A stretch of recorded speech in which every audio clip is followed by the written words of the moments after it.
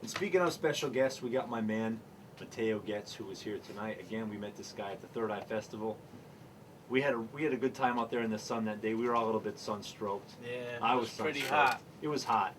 So we were getting pretty loopy, but as we were saying earlier, Matteo is the man behind some of a pretty large portion of Jackson's beats, if I'm not mistaken. Yeah. What would you say? How many do you think your percentage of what you've done for him? For through the years, Yeah.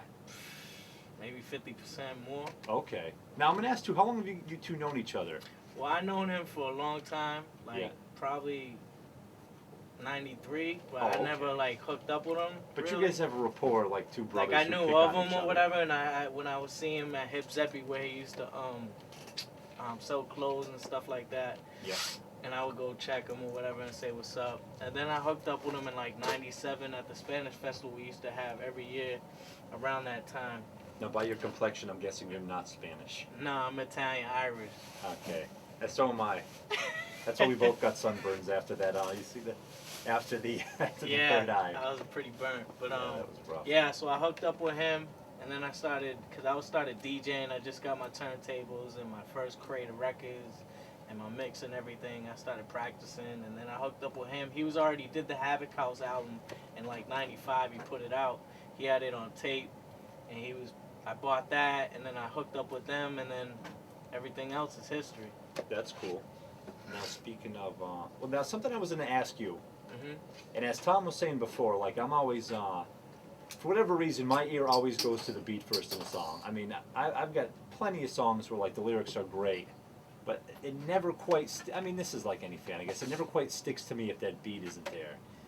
Yeah, like I'm usually a beat person too first. Yeah. I always like lyrics, hearing lyrics. Oh too. no, don't get me wrong. I mean, I like the whole picture, but I was gonna say, what are your influence? Because I'm always curious when you hear rap producers what they listen to. Because now, I think everybody's favorite, one of my favorites is Kanye. The guy's talented, and he always says he listens to several other genres of music besides hip hop. Yeah, well, I basically listen to all types of genres of music in general. Like, Yep. I grew up listening to my dad's music, the Goldies 103 and stuff like that. Like, Yeah, all oh, that yeah. soul type of music. So that's probably where I get a lot of my influences from or whatever. But most part, I listen to, like, Premier, One of the best, obviously. Large Professor, whatever, and a couple others, along the lines or whatever. But Yep. Alchemist, stuff like that. But other than that, that's where I basically get my influences from. Plus, also, like, the rappers, too. They kind of get me hyped up to do some music or whatever, like Onyx. Oh, like we that. love Onyx. Hey, Baldhead. Attack of the Ball Our first show, we played Attack of the Baldheads for Yeah. this kid. We had to. I was a big fan of them. Oh, big fan. Black Sheep, We'll be stuff playing like some of that later on, yeah. Because now, what you mentioned these other DJs. Now, when I hear your style, I mean, I wouldn't even pinpoint exactly you have a sound. I dug the songs, but I wouldn't say you have a specific sound. Do you say you have a specific sound, or would you I say? kind of have my own sound, basically. Yeah. Like, Because it wouldn't be like Premier. I wouldn't say it's like The Alchemist, which is a compliment. Yeah, like I learned off my engineer Jeremy, my man Big Jerem. I learned off of him what a producer. I didn't start producing till like 2001 myself, Mm-hmm. but before I was kind of puffy in it, like telling what I wanted or whatever. Yeah, And then that I is started, puffy, right. like telling them, oh, do this, do that. But then in 2001 on my birthday, when I was like 21, I started doing it myself and learning it myself. And then I got my own studio around that time.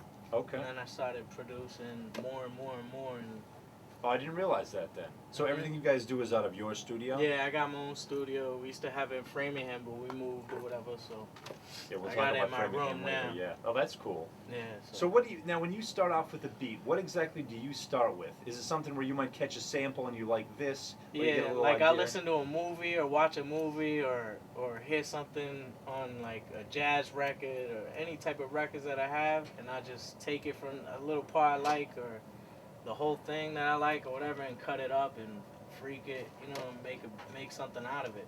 Yeah. Or lately I've been just producing like original music, like playing everything out myself. I was going to say the last song we were just, this is not you, no, this is you here as well, right? Mhm. And this all sounds to This me. is all original. Okay, so you do write your own music. Yeah. Okay. I So- play everything myself. Okay. You know? So that's bona fide. You're a real. You're not like Puffy, just saying do this, that, and Nah, not you're anymore. actually bona fide musician. So Mhm. did you, when you were younger, did you take music classes and all The that? thing is, this is kind of funny. I used to clown people that used to take piano classes and stuff like that. Like, man, that's whack. But I never knew, because at that point in my life, I never knew I was gonna get into music. Yeah. And then I eventually did, and I was like, damn, I wish I did take piano classes, because I learned the keys better. Well, and I've heard too now. I guess most artists, whether in hip hop or rock or jazz, I guess apparently you can write for any music on the piano. Yeah, I'd be wrong when I've said that before, but I mean, what can I say? I wish I always, wish I played an instrument myself, but I push buttons in the studio. That ain't so bad either. We have some fun. Man, But that's cool. yeah, so what else was I going to ask you? Well, let's get here to Framingham really quick. Is there anybody else you wanted? Because we were joking around here in the break talking about my place, Hans Dynasty. Now, my brother used to go to Framingham State. I used to love going to that place. Talking about stealing chairs. I used to go to the parties over there when they used to have them. At Framingham State? Yeah. Oh, yeah. Yeah, it's a pretty fun school. Yeah, it's pretty cool. Yeah, anybody you want to say hey to up there? Cadets. My boys Cadets. Yeah. I don't even know. I can't even think right Lou now. Merlone?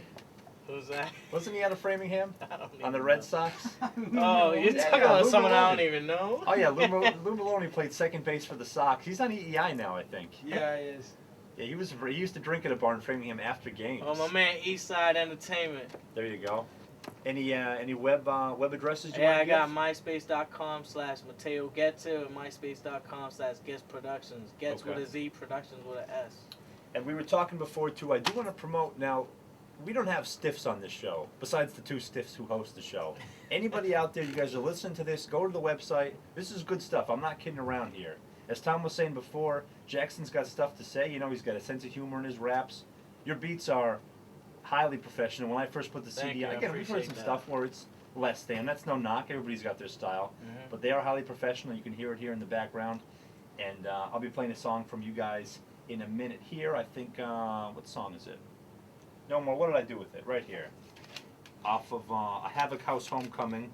We're going to be playing What's Going On, featuring Golden Child, John Doe, and Infinite. We'll be playing that in a minute. And again, man, keep doing your thing, because we'd like to have people up here who will really keep this thing alive. We hope, we're clowns, but we hope we're kind of putting out the music that people want to hear. No, Trying to be part of a good community. Yeah, you definitely putting out the right music. We hope so. So anyway, Matteo Getz. If you don't want to give the government name, that's fine. I'm guessing Getz is shortened.